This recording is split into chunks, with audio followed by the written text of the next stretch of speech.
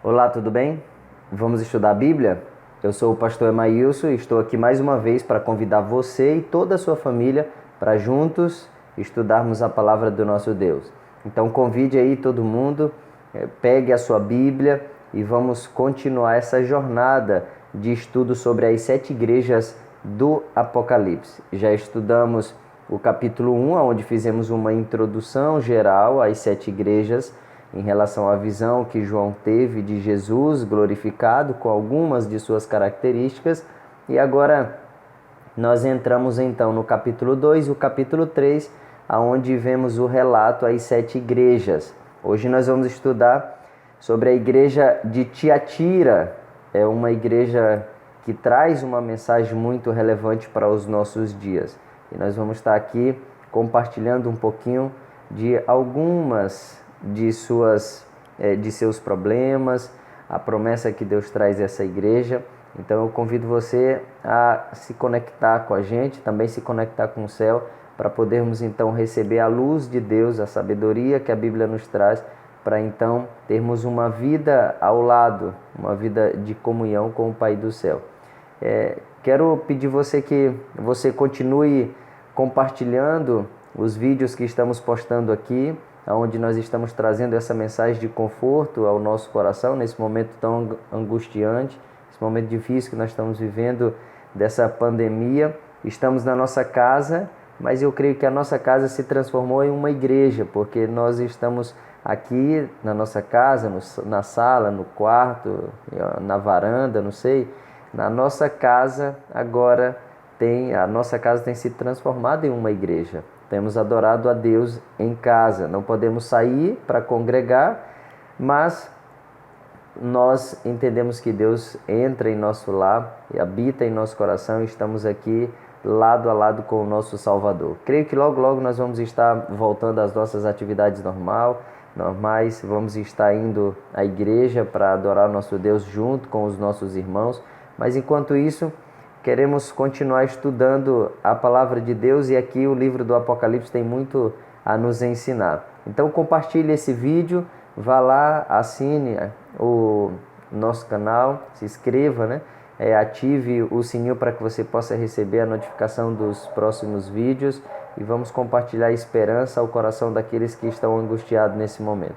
Antes de lermos, gostaria de fazer uma oração com você, para nós então receber a iluminação do céu ao estudarmos nesse dia mais uma vez. Vamos orar? Santo Deus e eterno Pai, queremos te agradecer pelo dom da vida. Nos ajuda a compreender a tua palavra mais uma vez. Estamos aqui com o coração aberto, disposto a ouvir a tua voz. Peço que o Senhor abençoe cada pessoa que está conectada, assistindo esse vídeo, cada família, cada casa. Coloque esperança no nosso coração, paz na nossa vida. É o que oramos, agradecidos, em nome de Jesus. Amém, Senhor. Amém. Vamos então estudar a carta à igreja de Tiatira. Os versos são dos versos 18 ao 29, que traz o relato a essa igreja, a carta, a mensagem que Deus mostra a João, que João envia às 7 igrejas. Tenho aqui algumas informações gerais para nós então fazermos a nossa introdução padrão que nós temos feito a cada estudo, a cada igreja, e tem nos ajudado a compreender melhor a mensagem, o sentido dessa ideia, dessa carta a essas igrejas. Tiatira foi construída por Seleuco I, um dos generais de Alexandre, em 280 a.C.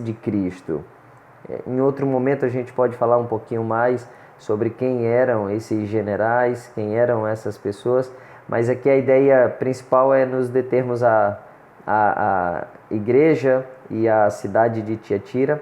Então, essa cidade foi construída por Seleuco I, um dos generais de Alexandre o Grande, em 280 a.C.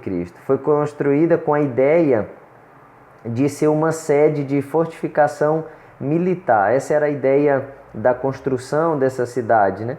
Que eles fossem ali uma fortificação militar, uma sede uma cidade que serviria para essa finalidade.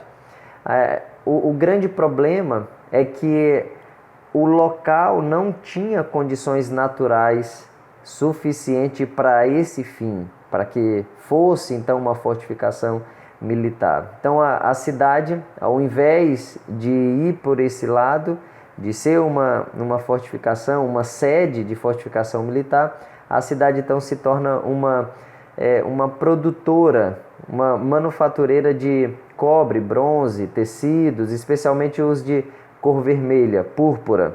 Você pode ver, por exemplo, em Atos capítulo 16, o versículo 14, onde Paulo converte uma mulher chamada Lídia, que trabalhava vendendo justamente esse material, essas púrpuras, né? Que era produzido na cidade de Tiatira. Havia ali em Tiatira um templo que era dedicado a Apolo, o deus Sol. Nesse templo havia ali também um altar que era dedicado a uma divindade feminina. O que é comum, que nós temos percebido durante o estudo a essas igrejas, é que a apostasia em relação à idolatria era muito forte. As igrejas, elas tinham esse grande problema, em praticamente todas as igrejas a gente vai ver isso, onde o povo de Deus, em todas as épocas, nós encontramos na história os líderes, a igreja tendo problema e tendo que lutar contra essa idolatria, esse problema de apostasia, né? O significado e importância do nome de Tiatira é sacrifício de contrição. Esse é o significado, e nós vamos perceber que faz muito sentido em relação a todo o relato que nós vamos estudar essa igreja. Nesse período, a fé pura foi substituída por obras mortas. É bem verdade que, se nós formos ao livro de Tiago, Tiago vai fazer uma ligação muito forte entre fé e obras, porque a fé é a demonstração espiritual daqueles que têm uma chama no coração por algo que está esperando, que é invisível, mas as obras demonstram essa realidade. Então, nessa época, a gente pode perceber a fé pura sendo substituída não por obras que faz referência a essa fé verdadeira, mas por obras mortas, que não tem sentido nenhum. Tanto João como Paulo, eles profetizaram que a apostasia viria, chegaria. Você pode ver isso em 2 Tessalonicenses 2, dos versos 3 ao 7. Esta apostasia permitiria que o homem do pecado aparecesse como a proclamação de que ele mesmo é Deus. Ou seja, a gente percebe essa blasfêmia, vimos isso em outra igreja, onde pessoas elas tendem a substituir o lugar de Deus, a se colocar em uma posição que o homem não pode tomar.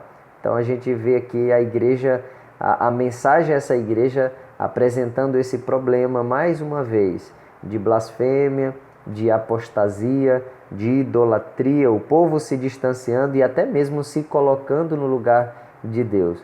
Tiatira fica então no meio entre as 7 igrejas, sendo assim uma apropriada figura da Idade Média. Esse foi um período muito caótico da história, um período onde a igreja sofreu bastante, onde os membros foram perseguidos, e a gente vai perceber ao começarmos a ler o texto todos esses problemas. O que acontece então no final da Idade Média? No final da Idade Média a gente vê a grande reforma protestante. Eu coloquei aqui alguns personagens, mas poderíamos falar muitos outros: Lutero, Calvino, Zwingli e, enfim, muitos outros onde eles apareceram no final desse período, dando esperança, colocando uma luz lá no final do túnel em relação a toda essa apostasia, essa perseguição, esse momento de crise espiritual que a igreja estava vivendo. A igreja de Tiatira, então, ocupa o período mais longo da história. A igreja de Tiatira, é interessante a gente pensar um pouquinho em relação a essa frase, porque isso vai fazer muito sentido quando nós estivermos estudando o período. Por que essa igreja ocupa o período mais longo da história? Nós vamos ver isso ao continuarmos estudando. Vamos então aqui para os primeiros versos, vamos fazer uma leitura verso a verso para a gente então tirar algumas aplicações. E o primeiro verso, verso 18, a Bíblia diz: Ao anjo da igreja em Tiatira escreve: Estas coisas diz o Filho de Deus, aquele que tem os olhos como chama de fogo e os pés semelhante ao bronze polido. Você pode acompanhar aí também Apocalipse 1:14 e o 15, fazendo alusão às características que João vê quando Jesus aparece a ele, o Jesus glorificado, aonde nós lemos: a sua cabeça e cabelos eram brancos como a alva lã, como neve, os olhos como chama de fogo, a mesma expressão ali do verso 18 do capítulo 2. Os pés semelhante ao bronze polido, também a mesma expressão, como que refinado numa fornalha, a voz como voz de muitas águas. Então nós podemos perceber esse paralelo, olhos como chama de fogo nos dois versos, pés semelhantes ao bronze polido, também nós podemos enxergar.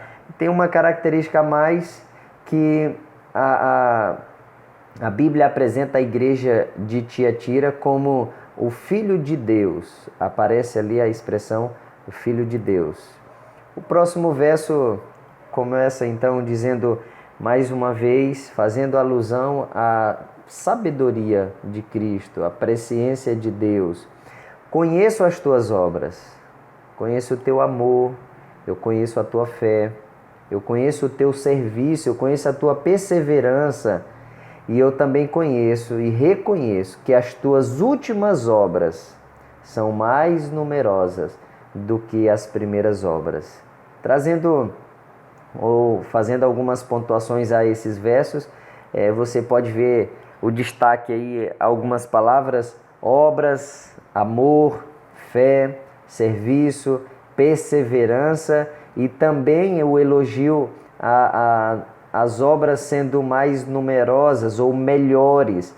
Então Jesus ele faz alguns elogios a essa igreja quanto às suas obras. A igreja tinha obras que era relevante, a igreja tinha um amor que era relevante, uma fé, um serviço, era também perseverante. Tiago também fala que a perseverança ela é importante, porque nos faz pensar que quando nós somos perseguidos, nós temos que ter perseverança, porque as coisas vão melhorar. E Jesus ele aplaude então essa igreja dizendo: olha, parabéns, as tuas obras são mais numerosas do que as primeiras, ou as tuas obras estão melhorando. E nós podemos ver que a mensagem à igreja de Tiatira é a única das 7 que contém um reconhecimento de melhora. As tuas últimas obras são maiores, são melhores, são mais perfeitas que as primeiras obras.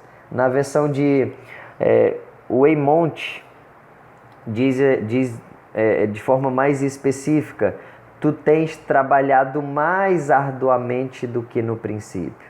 Então há um reconhecimento, há um aplauso em relação a algumas características dessa igreja. Você pode ter problemas, mas se você olhar para a tua igreja, para a tua vida, para a tua família, você vai conseguir tirar algo positivo, pontos positivos. Jesus reconhece então ali alguns detalhes em relação à igreja de Tiatira: tuas obras, teu amor, a fé, o serviço, a perseverança e a melhoria das tuas atitudes. Ou seja, isso já nos faz pensar um pouquinho, como é que tem sido as nossas obras? Como é que foi o nosso dia ontem? A gente pode pensar, quais foram as minhas obras ontem? O que eu posso fazer de melhor? Será se ontem eu era alguém mais estressado e hoje eu tenho que ter mais paciência? Será se o meu amor era menor ontem e hoje eu tenho que amar mais? Será se eu dava pouco valor ontem e hoje com essa pandemia eu preciso começar a dar valor mais para minha família, dar mais valor à palavra de Deus, dar mais valor a um caráter perfeito? Eu tenho que parar e pensar um pouquinho. Jesus aplaude essa igreja dizendo: parabéns, as tuas obras hoje são melhores, estão melhorando. Então a gente tem que parar e pensar em relação a essa ênfase que Jesus dá à igreja de Tiatira. Continuando a leitura do verso, nós podemos acompanhar: tenho, porém, contra ti. Infelizmente a igreja tinha os seus problemas, como nós temos. Tenho, porém, contra ti o tolerares que essa mulher, Jezabel, que a si mesma se declara profetiza, não somente ensine, mas ainda também ela seduz os meus servos a praticarem a prostituição e a comerem coisas sacrificadas aos ídolos. Veja só, Jesus então, mais uma vez, a essa igreja agora, como fez em outras, ele agora repreende, dizendo assim: eu tenho algo contra você. Você tem algo que precisa melhorar. E Jesus diz: olha, primeiro, vocês têm tolerado essa mulher, essa Jezabel, porque ela diz, ela se declara como uma profetisa. E ela, o que ela tem feito? Ela tem ensinado e ela tem seduzido os meus servos a praticarem a prostituição e a comerem coisas sacrificadas a ídolos. Nós podemos perceber aqui que a referência não é muito diferente a referência também a outras igrejas que já estudamos. Vimos ali o problema de algumas igrejas em relação à prostituição, a participar de festas, comer alimentos proibidos que não eram sagrados, que não fazia parte dos alimentos puros. E a igreja estava em falta, você pode acompanhar aí o comentário, que é em falta não só porque muitos se submeteram à apostasia, mas também porque nada foi feito para deter o avanço do mal cometido por Jezabel.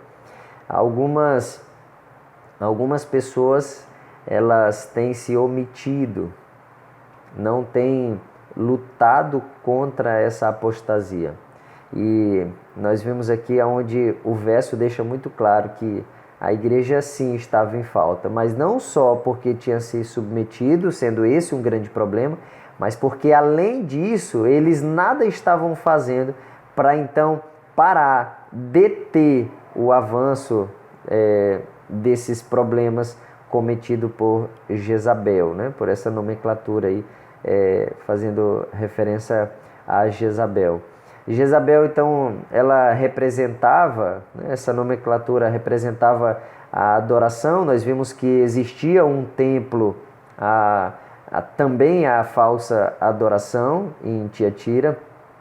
Então é uma alusão a Baal, ao Deus que muitos adoravam, ao sol, a púrpura vermelha, a doutrina balamitas ou a nicolaítas, que nós também já vimos isso em outras igrejas, onde apoiava. Se você voltar à primeira e à terceira igreja, você vai perceber muito claramente que também eles tinham esse problema de apostasia, de deixar essa doutrina entrar dentro da igreja, onde apoiava e incentivava as pessoas a irem à festa, aonde tinha prostituição, bebidas, aonde tinha sacrifício a outros deuses, né? A deuses falsos. E esse sacrifício, depois desses animais, eles aproveitavam então para alimentar ali as pessoas da festa.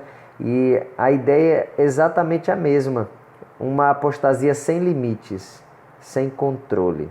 Quando você deixa de lutar por aquilo que é verdadeiro, que nos leva para o céu, nós começamos então a nos distanciarmos. E essas pessoas dessa igreja, eles não estavam fazendo nada, absolutamente nada. E a apostasia estava se tornando algo sem limite, sem controle. E Cristo então repreende essa igreja. O texto continua: dei-lhe tempo para que se arrependesse. Veja só, aqui nós vamos então começar a refletir sobre a frase que eu falei. Foi um período mais longo essa igreja. Dei-lhe tempo para que se arrependesse, diz a Bíblia.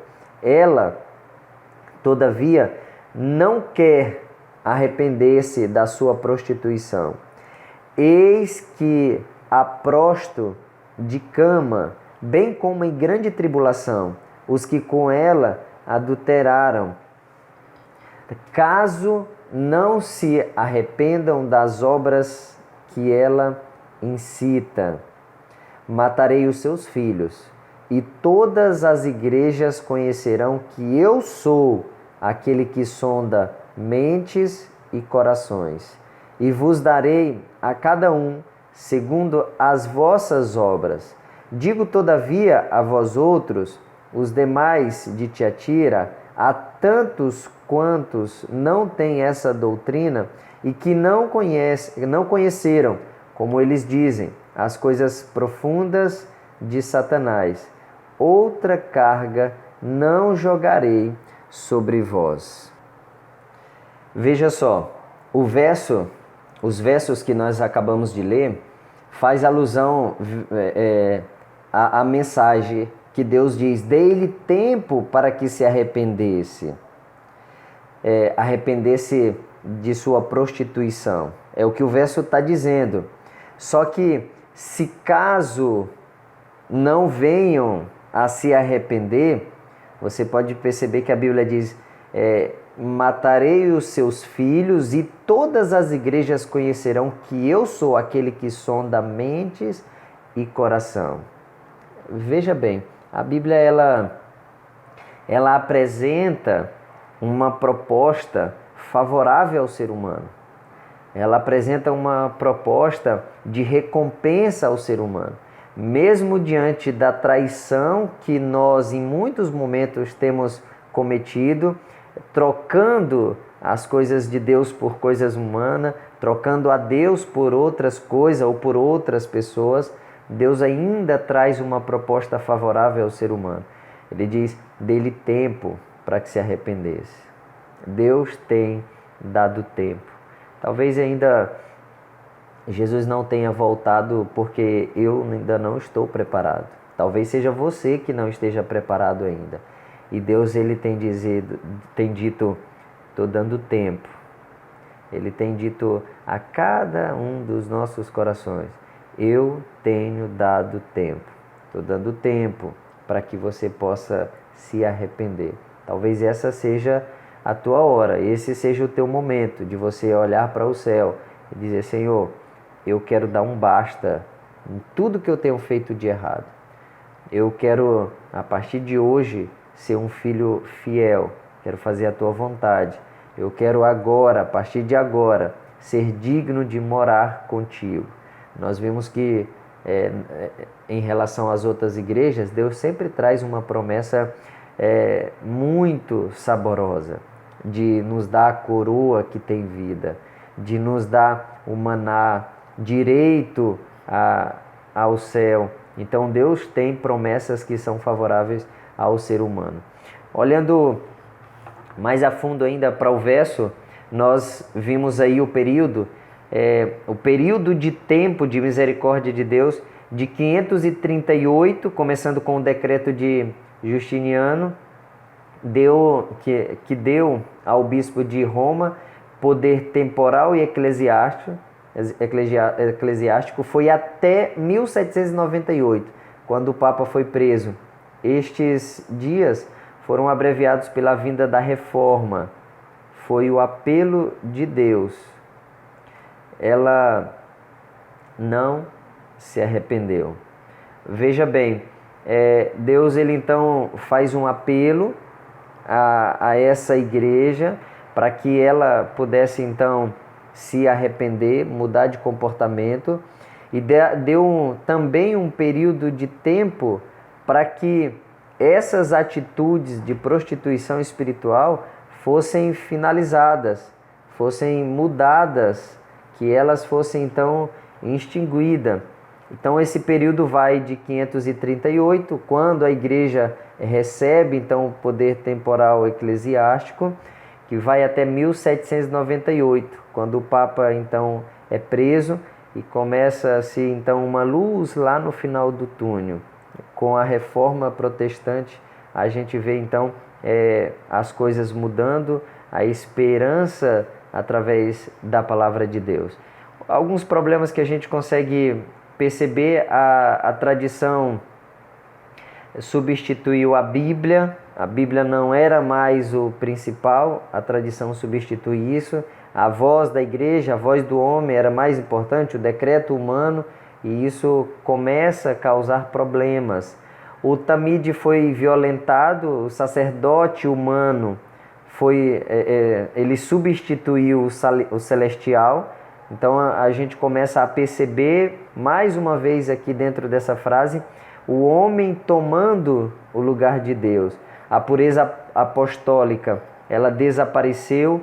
Muitos cristãos usaram mal os conselhos de Paulo sobre os ídolos e os alimentos oferecidos a ele. A ideia de Paulo não é nós entrarmos no meio da apostasia, não é nós nos misturarmos com costumes errados, idólatras, mas a ideia que Paulo apresenta no Novo Testamento é que se você não acredita que exista outros deuses, como eles tinham templos, como aqui o templo de Apolo, então se não tem outro Deus, essa carne não foi sacrificada a nada, então você não tem problema a comer. Agora, se você acredita que esse pedaço de madeira, que esse pedaço de pedra é um Deus, então não coma a carne. Então viva com a tua consciência limpa. Mas a doutrina que era defendida era uma doutrina que existia sim o Deus, que esse animal foi sacrificado a esse Deus e que agora as pessoas estavam comendo a carne de um animal que foi sacrificado a esse falso Deus. Ou seja, era uma crença da época, então as pessoas não podiam então trocar a crença verdadeira, o Deus do céu, por uma crença de um Deus falso, de pedra, de pau, de madeira. E Paulo aconselha: se você não acredita, então você pode comer sem problema. Agora, se você veio de uma tradição que acredita e isso faz você se sentir mal, então não coma e um não critique ao outro. Então eles distorciam as palavras de Paulo. Vamos continuar então aqui para nós irmos para o final. Então somente conservai o que tendes, até que eu venha. Ao vencedor que guardar até o fim as minhas obras, eu lhe darei autoridade sobre as nações, e com o cetro de ferro as regerá e as reduzirá a pedaços, como se fossem objetos de barro, assim como também eu recebi de meu Pai. Dar-lhe-ei ainda a estrela da manhã. Quem tem ouvidos, ouça o que o Espírito diz às igrejas. O verso em si é muito claro. O primeiro objetivo bíblico aí é: tão somente conservai o que tendes até que eu venha. Conserve a tua integridade, conserve a tua fidelidade, conserve a tua fé, conserve o amor que você tem por Cristo, pela palavra de Deus. Jesus diz então: conserve isso até que eu venha. Há uma promessa ao vencedor que guardar até o fim as minhas obras, eu lhes darei autoridade sobre as nações. Com o cetro de ferro regerá e reduzirá a pó. Lá no final a gente percebe então: quem tem ouvidos, ouça o que o Espírito diz às igrejas. Vamos então às nossas últimas aplicações. Aqui nós podemos perceber em relação aos versos que acabamos de ler. Primeiro, o conselho de Jesus: retenha, guarde, conserve o que tens até que eu venha. Esse é o conselho que Cristo dá a nós. Conserve. Você consegue enxergar aí no teu coração ainda um pouquinho de amor? Conserve esse amor aí até que Cristo venha. Consegue enxergar um pouquinho de fé? Conserve essa fé. Consegue enxergar um pouco de fidelidade na tua vida? Trabalhe, obviamente, para que isso cresça, para que você seja, de fato, um cristão pleno na fé. Esse foi o conselho que Jesus deu de conservação. A promessa que Jesus faz, então, é uma promessa de autoridade sobre as nações. Nós podemos perceber aí um paradoxo dos mártires. No princípio, os mártires eles não tinham autoridade, mas eles morriam por causa do Evangelho. Agora, a promessa, a recompensa é de que nós, então, teremos autoridade sobre as nações. Então, esses fiéis receberão a estrela da manhã, o próprio Cristo, o próprio Jesus Cristo. Então, há uma comparação com a estrela da manhã, que aparece no final de uma noite escura, em relação à reforma no final da Idade Média.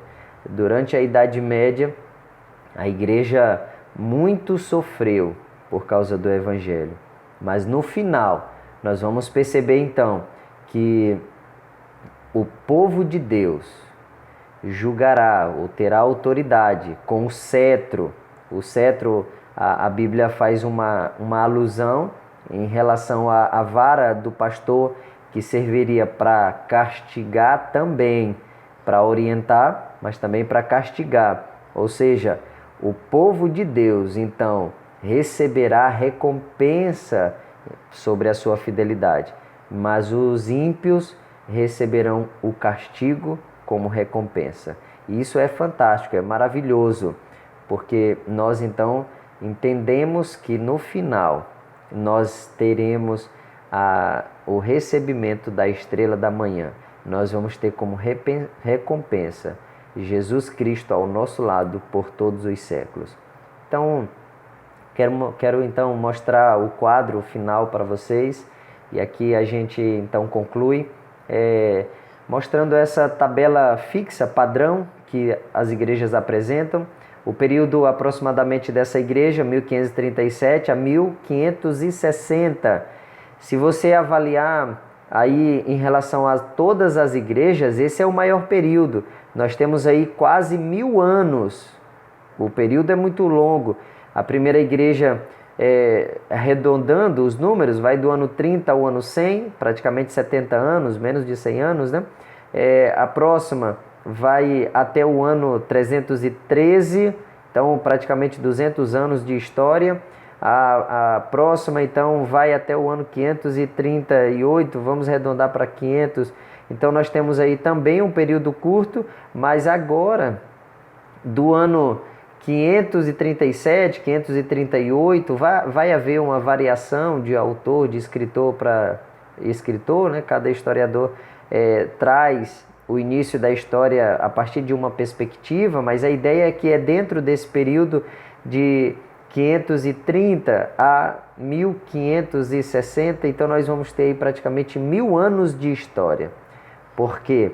Porque se você olhar o verso que nós lemos, o verso vai dizer que Deus está dando oportunidade, está esperando você, o teu arrependimento. Todas as vezes que Deus ele diz, eu estou aguardando você se arrepender. Esse período, a misericórdia de Deus tem sido muito grande. Você pode então perceber o tamanho do amor. Por isso que Deus diz para você conservar o amor também no teu coração. Como Cristo se apresenta a essa igreja? Como Filho de Deus, como aquele que tem olhos flamejantes e pés de bronze. O elogio que Jesus faz a essa igreja: as tuas últimas obras, parabéns, elas excedem as primeiras, são melhores.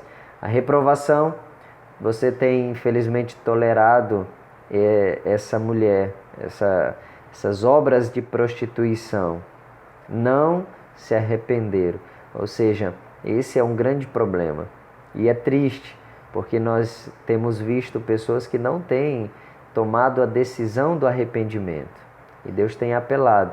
O período que Deus está dando é de arrependimento, mas aqui nós percebemos que não houve arrependimento. O conselho é arrepende-se. Mais uma vez a gente vê a insistência, arrepende-se, mude o seu comportamento e conservas o que você tem. Então você tem que ser alguém prudente, nós temos que ter prudência, conservando aquilo que é benéfico para a nossa vida cristã e também mudando os nossos hábitos que ainda não são favoráveis àqueles que vão morar no céu. A advertência que Jesus faz então a essa igreja, grande tribulação, eles passariam ali pela grande tribulação e pela morte, a advertência que Jesus faz e a promessa que é algo maravilhoso. Vocês terão autoridade sobre as nações. Mais uma vez, nós vimos aqui o paradoxo aos mártires. Ao invés do povo de Deus sofrer, o povo de Deus então teria essa recompensa de autoridade. O cetro, para governar ou castigar, ele é útil para essas duas finalidades. Para governar, então, o povo de Deus governaria ou castigaria aqueles que um dia perseguiram, que não se arrependeram. Por isso que a mensagem é arrepende-se. E a última promessa é a estrela da manhã. Aqui nós finalizamos então o nosso estudo de hoje. Mais uma vez, nós conseguimos perceber um padrão na mensagem. Essa mensagem, eu repito, é uma mensagem histórica que serviu à igreja no tempo de João, mas também é uma mensagem profética. Ela é útil para você, ela é útil para mim. Minha pergunta é, o que é que você precisa conservar? O que você tem? Olhe para você, faça uma análise e veja o que você tem e o que você precisa conservar. Pensou aí? Então isso é o que você precisa, além de conservar, de manter, você precisa trabalhar para que isso não diminua, para que isso cresça. O último detalhe é, você precisa olhar para você, então pensar, o que eu preciso me arrepender? E a gente precisa tomar uma posição, você tem que tomar uma decisão. Hoje é o dia, eu tenho que me arrepender disso. Então vá no seu quarto, ajoelhe-se e olhe para Deus e diga, Senhor, eu me arrependo desses atos, porque eu quero um dia receber essa recompensa de ter ao meu lado por toda a eternidade a estrela da manhã. Eu quero receber das mãos de Jesus a coroa da vida eterna. Que Deus abençoe muito você, que Deus abençoe a tua decisão e que essa decisão seja verdadeira e que seja hoje. Amém? Vamos orar? Soberano Deus e eterno Pai, nós sabemos através da tua palavra que precisamos tomar uma decisão. Se temos algo em que temos que nos arrepender, que o teu Santo Espírito toque o nosso coração, que a gente venha se arrepender, que venhamos aguardar aquilo que nos ajuda a sermos melhores cristãos, o amor, a fé, a perseverança, que isso permaneça no nosso coração e aquilo que tem que ser mudado, que seja mudado o mais rápido possível. Derrame as tuas bênçãos sobre a nossa vida, a cada um que está assistindo esse vídeo, que nós, através da tua palavra, possamos receber esperança do céu, paz do céu. É o que oramos, agradecidos no nome de Jesus. Amém. Muito obrigado por mais uma vez estar conectado conosco e lembre-se, continue conectado com o céu. Espero você amanhã para mais uma vez estudarmos a palavra de Deus. Até lá.